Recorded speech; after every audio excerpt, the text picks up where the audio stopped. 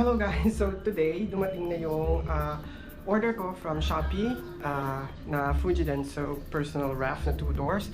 So, hindi po ako vlogger but I just want to share with you my experience with Shopee because I placed the order like 9 days ago and dumating yung order ko 7 business days after placing the order, and today is Tuesday. So, na-receive ko na nga siya. It's Fujidenzo personal refrigerators 2 door. Model RDD-35T, which is free shipping, kaya ako siya pinili. Kasi madaming options naman sa Lazada. It's just that, hindi sila free shipping. So, ang shipping is nasa 500, 600, 800, depende sa location mo. And, the shipping is quite expensive. So, nung nakita ko yung Shopee with this one, regular price, same price with the Lazada. But the thing is, it's free shipping, so I took the opportunity and placed the order. Kasi gusto ko i-minimize yung paglabas. So, I wanna store food during the COVID crisis. So, I'll show you later kung ano nasa loob. I just need to unbox it. Bye!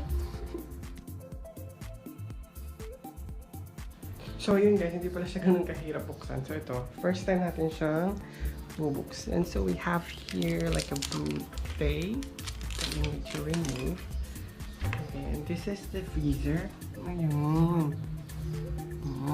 Okay, so size is okay.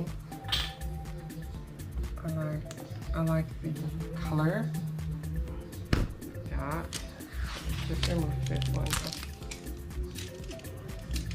Of course, if we need to return it, we just need to make sure to keep this, like keep everything.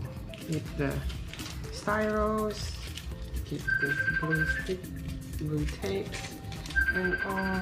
Then let's try to explore the bottom. Here you go. It's got like a look. Someone's calling. Later na beshi na ginagawa ko. Yeah. So, here you go. One more wrap. Ito yung brand name, of course. Alright. So all that we need to do is try it out. But sabi nila within 24 hours, after 24 hours, so we need to let the refrigerator rest for a while, then we'll see.